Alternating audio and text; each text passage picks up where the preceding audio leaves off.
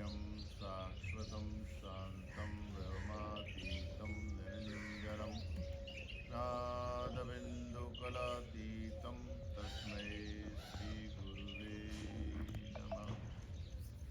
अखण्डमण्डलाकारं व्याप्तं येन चराचरं तत्पद्मदर्शितं तस्मै श्रीगुरुवे नमः।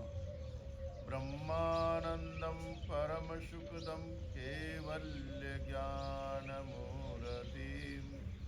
द्वन्द्वातीतं गगनसदृशं तत्त्वमस्यादिलक्ष्यम्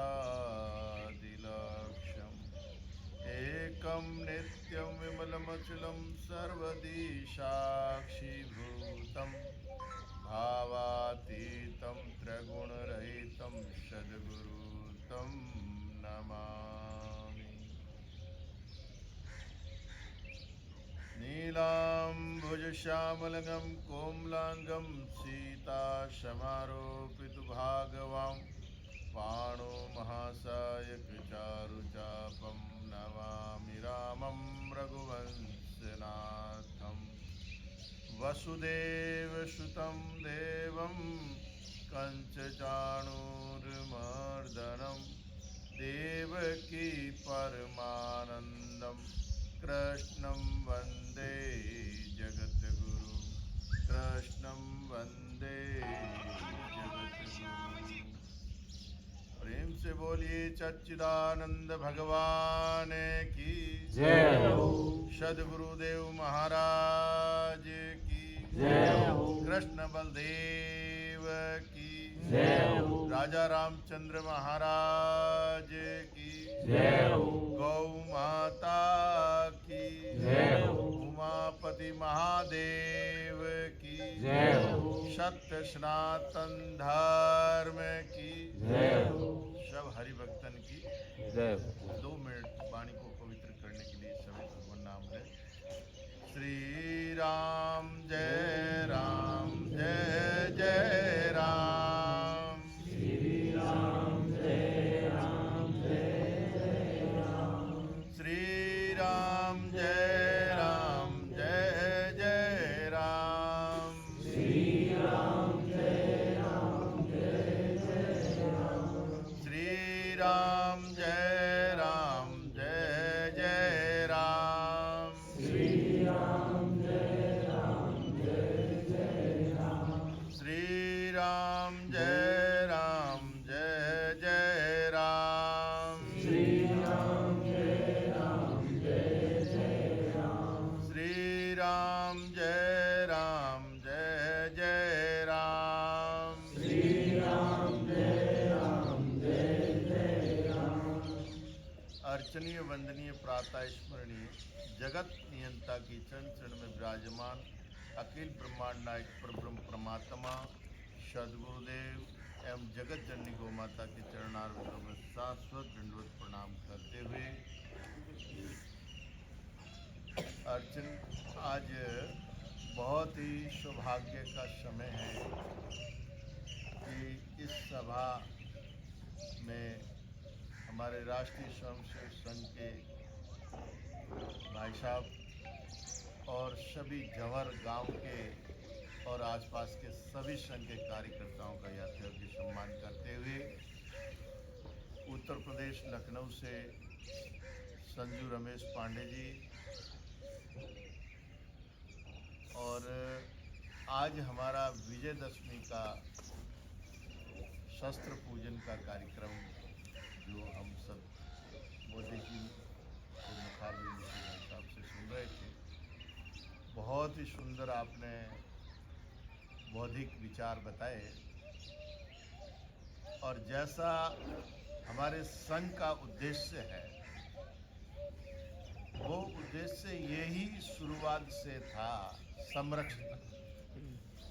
संरक्षता का मतलब जानते हैं, अपन कुछ विचार करना चाहिए। संरक्षता जब तक जीवन में नहीं आएगी तब तक शक्ति संगठन नहीं होगी। अगर शक्ति संगठन करती है तो हमको संरक्षणता पर चलना पड़ेगा। हमारे सनातन धर्म के अंदर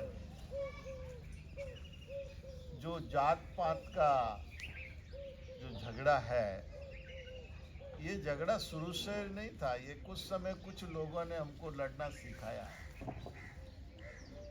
इस जगह ये जो मुगल लोग आए, अंग्रेज लोग आए, जिन्होंने जैसे हमारे देश में 700 साल राज किया मुगलों ने, और 200 साल अंग्रेजों ने किया। इस समय हमारे यहाँ कहते हैं फूट पटको और राज करो। जो फूट हमारे बीच में कि ये ऊंचा है, नीचा है, ये अमुक है, ये अमुक है, ये जो हमारे दिमाग में जो भर दी नहीं कचरा पट्टी, ये कचरा पट्टी हमको एक होने नहीं देता। और संघ इसीलिए बना, जो हमारे गुरुजी ने इस संघ का संगठन 1923 में किया। हाँ 25 में, और 1925 में किया। अभी 23 तो अभी चल रहा है, 2 साल कम है अभी 100 वर्ष में। तो यही देश के अंदर शक्तिहीन हो गए हमारे हिंदू लोग, सनातन धर्म की रक्षा नहीं कर पा रहे। अब हमको एक ने राजपूत बन गया, एक ब्राह्मण बन गया, एक क्षत्रिय, वैश्य, शूद्र, सब अलग अलग। बोले शूद्रों को तो पानी नहीं पिलाना चाहिए, अपने घर में आने ही नहीं देना चाहिए। इस तरह से हाँ, घर का व्यवहार अपनी जगह रहे, परंतु देश, नगर और राष्ट्र की जब बात आती है तो एक जगह खड़ा होना ही पड़ता है। बहन बेटी अपनी अपनी जगह है। जैसे कहते हैं रत्ना व्यवहार और भाना व्यवहार, ये 2 तरह के व्यवहार चलते हैं। तो रत्ना व्यवहार यानी आप अपना शादी विवाह का जो है वो अपने समाज के हिसाब से अपने करिए, कोई उसमें दिक्कत नहीं है।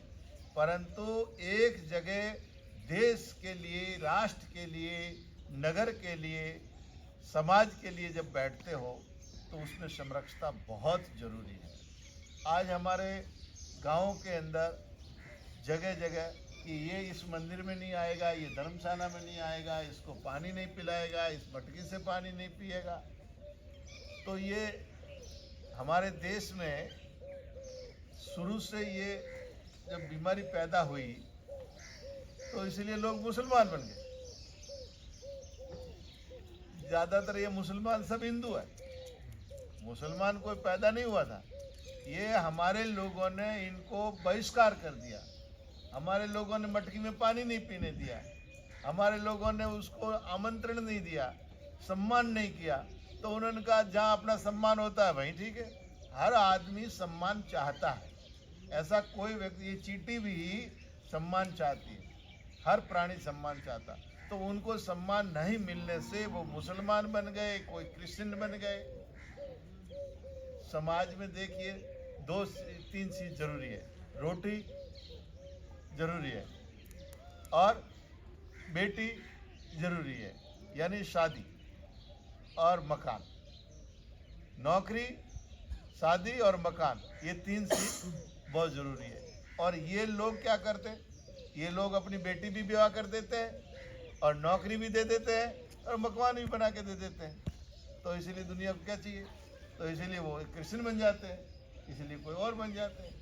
तो हम लोगों को सबसे पहले आपकी बात मुझे बहुत पसंद आई कि आज जंवर जैसे गांव में ऐसे बौद्धिक जी ने ये बात बताई। और ये मैं हमेशा बताता हूँ क्योंकि मैं भी बचपन से संघ का कार्य करता रहा हूँ।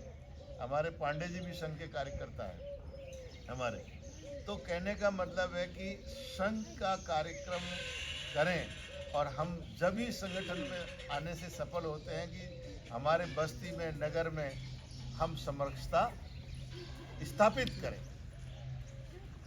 और स्थापित करने से हमारी शक्ति संगठन होगी और शक्ति संगठन होने से हम टुकड़ों में नहीं बटेंगे। और टुकड़ों में नहीं बटेंगे तो कभी भी कोई भी किसी तरह का हमला होता है या किसी तरह की हम पर कोई आपदा आती है तो हम एकजुट होकर वहाँ लड़ सकते हैं और लड़ने की क्षमता हमारे भीतर आ सकती है। तो ये केवल संघ के विचारों से आ सकती है। इसीलिए ज़्यादा से ज़्यादा हमें संघ के विचारों में नव युवकों को जोड़ना चाहिए। आज आप लोग 15-20 लोग जो आए हैं या 30 लोग आए हैं, तो यही अपने नवयुवकों को जा के उनको तैयार करें और संघ की दीक्षा दें, संघ में लाएं और संघ के विचार बताएं, जिससे कि हमारी शक्ति होगी। शक्ति दो तरह से काम करती है। जैसे वायु टायर में अगर भरी हुई है, अगर टायर में भरी हुई है तो हजारों लाखों टन वजन को ढो लेती है, और यूं वायु कुछ नहीं काम। तो ऐसे ही संगठन के रूप में अगर शक्ति है तो हम पूरे विश्व के अंदर अपनी मिसाल स्थापित कर सकते हैं। अगर हम संगठन में नहीं हैं और सब बिखरे हुए हैं तो कितनी भी शक्ति है बिखर जाएगी। जैसे लकड़ी, एक लकड़ी को सब कोई तोड़ सकता है, अरे उस लकड़ियों का एक गट्ठा बन जाए और उस गट्ठे को तोड़ना असंभव है, कभी कोई नहीं तोड़ सकता। इसीलिए हमको गट्ठा बन के रहना है, एक लकड़ी बन के नहीं रहना है।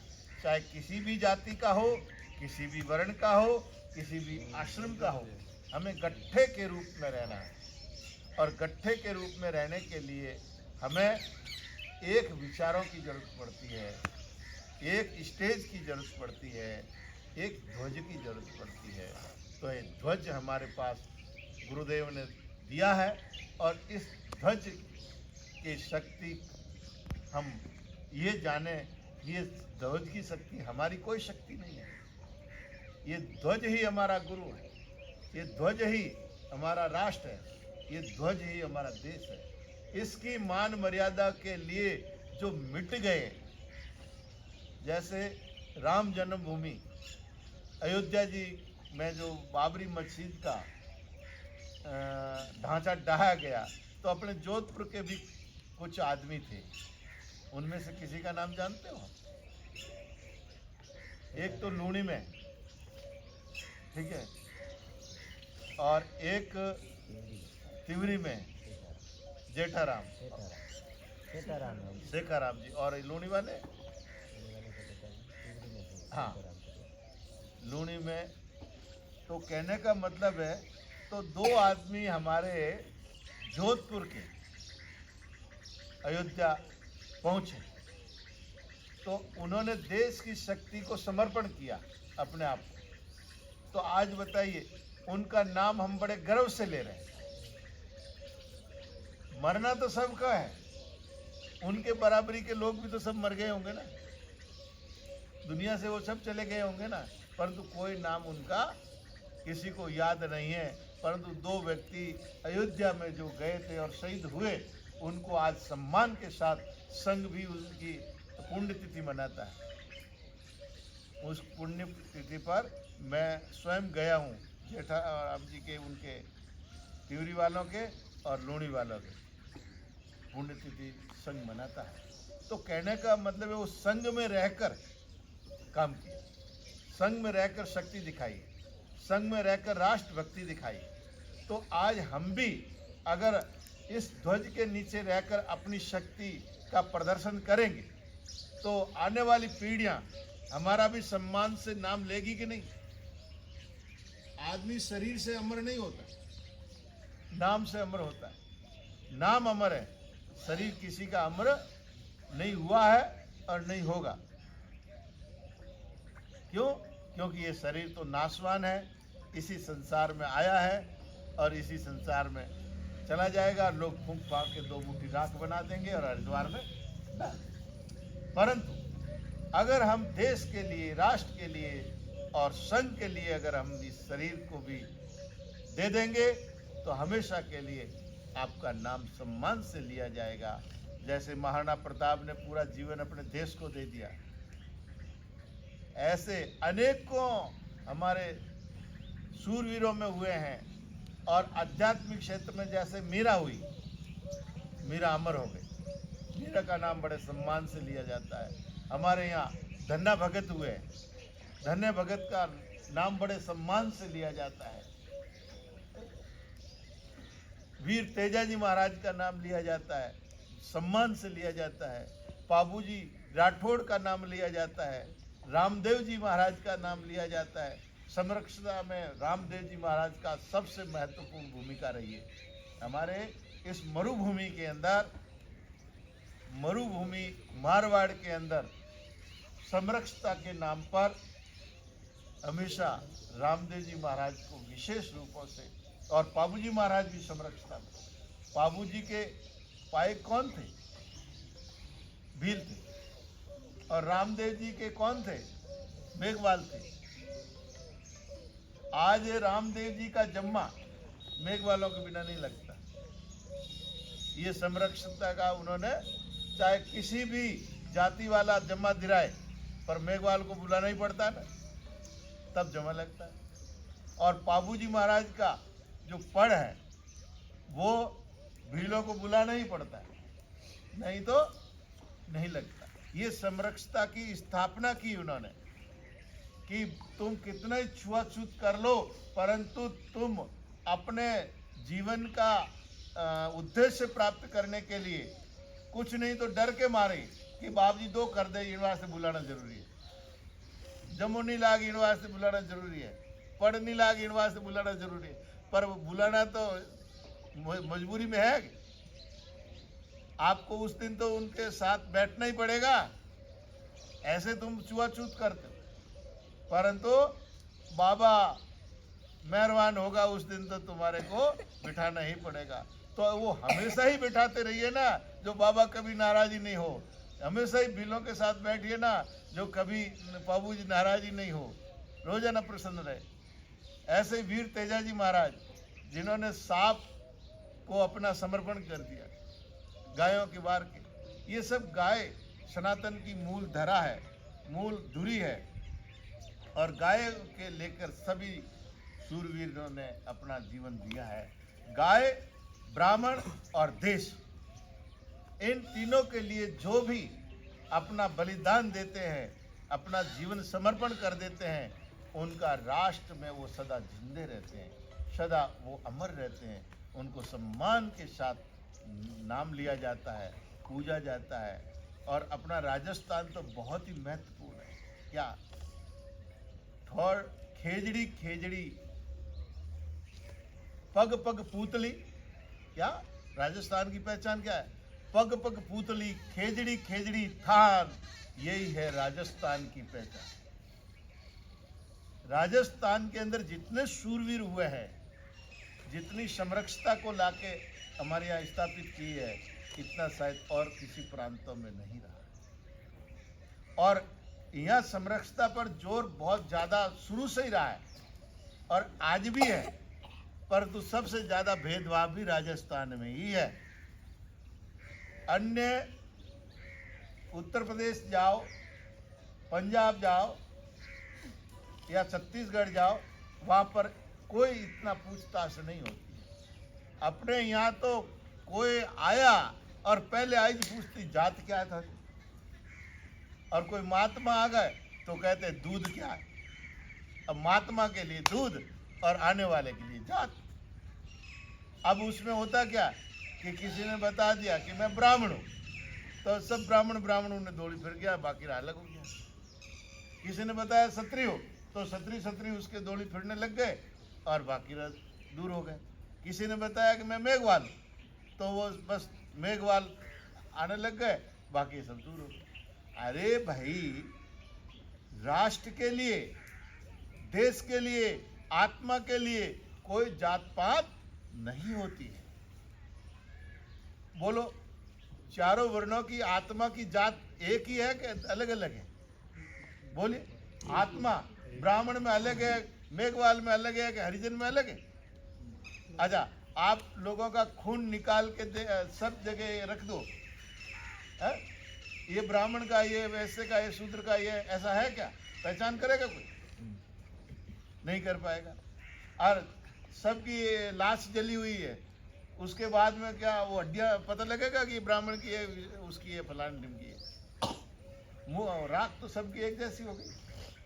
परंतु ये हमारे दिमाग का कचरा जब तक साफ नहीं होगा, तब तक हमारे देश में, हमारे संगठन में मजबूती नहीं आएगी। किसी भी आतंकवादियों से लड़ने की हमारे अंदर क्षमता नहीं रहेगी। आज मुसलमान हावी क्यों हो रहे हैं? मुसलमान इसीलिए हावी हो रहे हैं कि उनको पता है कि ये लोग सब टूटे फूटे हैं, एक दूसरे टुकड़ों में बटे हुए हैं। कभी हम ब्राह्मण पर आक्रमण कर लेंगे, कभी क्षत्रिय पर कर लेंगे, कभी वैश्य पर कर लेंगे, कभी शूद्र पर कर लेंगे। जब शूद्रों पर आक्रमण करेंगे तो तीनों वर्ण अलग होकर देखेंगे। जब ब्राह्मणों पर होगा तो दूसरे वाले तीनों देखेंगे, ब्राह्मण मरेगा। या वैश्य पे होगा तो दूसरे तीन देखेंगे, यानी तीन तो देखते रहते हैं और एक मरता रहता है। तो जब तक ये तीनों वर्ण देखते रहेंगे तब तक कभी भी हमारे देश में शक्ति का उद्भव नहीं होगा, और शक्ति का उद्भव नहीं होगा तब तक हम कभी जीत नहीं पाएंगे, कोई भी हो। इसीलिए मुसलमान में आप कोई भी लड़ाई हो रही है तो क्या होता है कि कौन है, मोमडन को मारा जा रहा, मुस्लिम को मारा जा रहा, तो सारे मुसलमान आके लड़ने लग जाते हैं। मतलब उसमें भी जातियां उनमें भी है, जातियां हमारी तरह उनमें भी है, परंतु वो मुसलमान के नाम पर सब इकट्ठे हो जाते हैं और जाति के नाम पे अपना समाज का काम करते हो भले करते, परंतु मुसलमान नाम आया कि कौन मारा जा रहा, कि मुसलमान मारा जा रहा। अब उनमें शायद तेली हो, तेली भी मुसलमान है, नाई भी मुसलमान है, दर्जी भी मुसलमान है। अपने यहाँ नाई दर्जी तेली होते हैं, इस तरह उनमें भी होते हैं, परंतु वो सब एक मुसलमान के नाम पर है। हम हिंदू के नाम पे नहीं है, हम तो दर्जी के नाम पे है, या नाई के नाम पे है, भील के नाम पे है, जाट के नाम पे है, ब्राह्मण के नाम पे है, परंतु हिंदू के नाम पे हम इकट्ठे हो जाए। जाति में अपना अपना व्यवहार सब करो, कोई प्रॉब्लम नहीं है, अपना जैसा घर में जैसी संस्कार है वैसे रहें, परंतु हिंदुत्व का जब भी नाम आए, राष्ट्र का नाम आए, उस समय हमको कंधे से कंधा मिला के एक जगह खड़ा होना होगा, एक ध्वज के नीचे खड़ा होना होगा, और एक ध्वज के नीचे खड़े होंगे। उस दिन ये दशहरा हमारा मनाना सफल होगा। तो इसीलिए हम ज़्यादा से ज़्यादा सभी लोग मिलकर इस विषय को प्रयास करें, और ये विषय हमारा सफल होते ही हमारा शस्त्र पूजन हो जाएगा, और वही हमारा विजयदशमी पर्व होगा। और हर हिंदू के घर में एक शस्त्र अवश्य होना चाहिए, चाहे कुछ भी हो। शस्त्र तो कोई चीज बन सकती है, जैसे भाई साहब ने बताया कि चिमटा भी एक शस्त्र है, चिमटा भी शस्त्र है, परंतु शस्त्र को समझे तब शस्त्र है ना। इसी तरह से हमारे घर में कम से कम एक तलवार तो रहनी ही चाहिए, और छोटा शस्त्र तो चलते टाइम में भी आपके साथ रहना चाहिए। आने वाले, आप सोशल मीडिया पे देखते भी होंगे कि आने वाले समय में ये मुसलमान कहते हैं कि ये जो बंगले, कोठी, मकान जो 7-7 मंजिल के बना रहे हो ना, ये सब आने वाले समय में मुसलमान के बच्चों के काम आने वाले हैं, क्योंकि हिंदू तो समाप्त हो जाएगा। तो ये जो जिनको बड़ा शौक है, उनको हमें ये दिखाना चाहिए कि हम कोई खत्म होने वाले नहीं है, हम तो पहले भी थे, अनादिकाल से आ रहे हैं। सनातन धर्म, सनातन धर्म किसी साल का नहीं है, सनातन धर्म किसी का बनाया हुआ नहीं है, ये तो सना यानी सदा रहने वाला है, और सदा था और रहेगा। बीच में सारे धर्म आए गए हैं, बीच में ये मुसलमानों को कितने 500 वर्ष लगभग हुए, और ईसाइयों को 2500 वर्षों के आसपास हुए, जैन बौद्ध को हुए। तो कहने का मतलब ये सब आए हैं, ये एक दिन समाप्त हो जाएंगे, वापसी वही राम राज्य आएगा और सनातन धर्म पूरा राष्ट्र में गूंजेगा, जब हम संगठन एक संगठन हो जाएंगे तब। इसी तरह के हमारे बाबा जी का उद्देश्य था, और हम लोग उन्हीं के पद चिन्हों पे चल रहे हैं, और उन्हीं के पद चिन्हों पे चलने का हमारा पहला उपदेश उनका ये है कि समरसता स्थापित करें। हम देश के नाम, हिंदू के नाम, राष्ट्र के नाम एक कंधे से कंधा मिलाकर सब साथ में निकले, और तब हमारा देश के अंदर विद्रोही विद्रोही लोग जो है उनको भय लगेगा कि वास्तविकता में अब हमारी यहाँ चलने वाली नहीं है, क्योंकि ये हिंदू था पहले, अब भी है और बाद में भी रहेगा। सनातन सदा रहा है, सदा रहेगा। ये संस्कृति का हनन न होने दे। ये पाषाण संस्कृति हमारे देश के अंदर जो आ रही है, इसका बढ़ावा न दें, और बढ़ावा जब रुकेगा कि हम सब एक हो जाएंगे तब, और एक ध्वज के नीचे खड़े नहीं रहेंगे तब तक आकर आक्रमण करेंगे और बेला फुसला के हमारे जड़ें खोखली करते रहेंगे और हम लोग नाकामयाब होते रहेंगे। इसीलिए ज़्यादा नहीं कहते हुए मैं अपनी बात समाप्त करने से पहले यही बताना चाह रहा हूँ कि हमारे राष्ट्र के नाम, हमारे देश के नाम, हमारे हिंदुत्व के नाम, हमारी संस्कृति के नाम हम एक ध्वज के नीचे रहें, और वही शक्ति संगठन हमारा मजबूत रहेगा। और शक्ति जैसे टायर में भरी हुई हवा है तो लाखों टन को वजन ढोलेगी, और जब तक हवा नहीं है, टायर में पैकिंग नहीं होती है, तब तक कोई हवा लोड नहीं ले सकती है। ऐसे ही हम संगठन के माध्यम से, संघ कार्यकर्ताओं के माध्यम से हम एक ट्यूब है, हमारे अंदर संगठन की शक्ति ऐसी भरे जैसे टायर में हवा भरी है, और वह हवा भरी हुई लाखों टन वजन भी उठा सकती है। ऐसे हमारे अंदर भी वो संगठन के विचार, हिंदुत्व के विचार, राष्ट्रवादिता के विचार अगर है तो हम लाखों लोगों से युद्ध लड़ सकते हैं और युद्ध में विजय प्राप्त कर सकते हैं।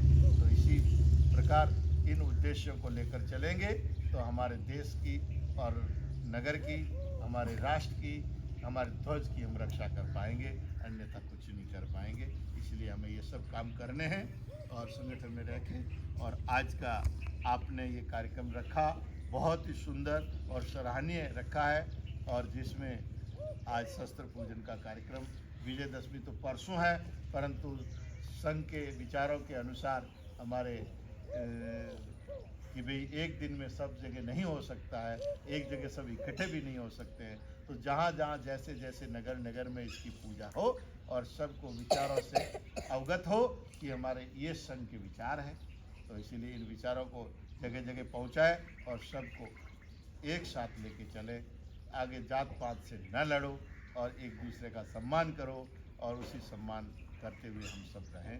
बस आपने हमें बुलाया, बहुत ही सौभाग्य की बात है कि मेरे को भी आप लोगों के बीच आने का अवसर मिला, और इसके लिए आप सब धन्यवाद के पात्र हैं। आपकी गौशाला आप जानते हो कि बोरनाडा मेन रोड पे है, एक आरती नगर में उसके सामने भी है, और अभी 3 साल से एक पाली रोड पे काकानी में भी वहाँ बना है। आंधी, लूली, लंगड़ी जो भी गाय, मैं उन्हीं गायों की सेवा करता हूँ। जो दूध वाली गाय, नस्ल वाली, उन गायों की सेवा नहीं करता हूँ। आपके यहाँ भी अगर नेत्रहीन कोई गाय हो या पैर कटा हुआ या टूटा हुआ ऐसी गाय हो तो आप गौशाला में पहुँचा सकते हैं, वहाँ सेवा होगी और होती रहेगी। और वो आप ही की गौशाला है, और ये भी हमारी गौशाला है, ये भी किसी और की गौशाला नहीं है। और दूसरा मेरा एक उद्देश्य और भी है कि जहाँ जहाँ अपने गौशालाएँ जहाँ भी चल रही है, जिस गांव में भी, वहाँ पर अगर कमज़ोर गौशाला है, मान लिया उसमें कोई चारे का गोदाम की या गायों की छाया की, पानी की ऐसी कोई है, तो वहाँ पर हम एक कथा करके, कथा के माध्यम से वहाँ पर लोगों को जोड़कर वहीं का सेवा करवाते हैं कि भाई वहाँ शेड बनवा दिया, पानी की कुंडी बनवा दी, चारे की कुंडियाँ बनवा दी, गायों की छाया बनवा दी, छपरा बनवा दिया, तो वहाँ का डोनेशन हम वहीं लगाते हैं। क्योंकि सभी जगह गौशालाएँ हमारी है, केवल वो 3 जगह हो रही है वो ही नहीं है हमारी, वो तो भगवान चला रहा, चल रही है। मैं तो केवल निमित्त कहते हैं, परंतु मेरे जितने भी गौशालाएँ जहाँ भी जाता हूँ वो सब मेरी ही गौशालाएँ, और सब के लिए मैं सब जगह कार्यक्रम करता हूँ और वहाँ की सेवा करवाता हूँ, जिससे गाय प्रसन्न रहे, सुखी रहे और आनंदित रहे। तो ऐसा अगर कहीं आप लोगों के आसपास गांव में गौशालाएँ कहीं भी है तो आप कार्यक्रम के माध्यम से मेरे से सहयोग ले सकते हैं। मेरे को कुछ ले जाना नहीं है, वहाँ का वहीं सेवा करनी है। तो इसीलिए आसपास में कहीं भी ऐसी गौशालाओं को ज़रूरत है तो आप मेरा समय ले सकते हो और निसंकोच। ऐसा नहीं है कि बाप जी को कैसे कहे, नहीं, बाप जी को कुछ नहीं, बाप जी तो रोटी आप जिमाओगे वो जिम लेंगे, बाकी 1 रुपया भी नहीं ले जाना है बाप जी को, सारा उसी गौशालाओं में ही लगना है। और ऐसा मेरा उद्देश्य है। और गौ रक्षा, राष्ट्र रक्षा और ध्वज की रक्षा करना हमारा धर्म है और हम करते रहेंगे।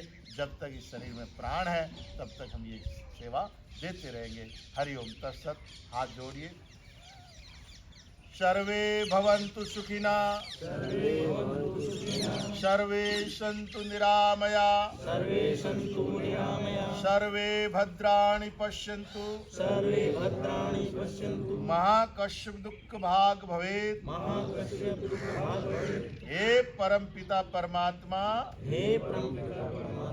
सब सुखी हो, दुखों से आजाद हो, रोगों से मुक्त हो, यही हमारे भावनाएं।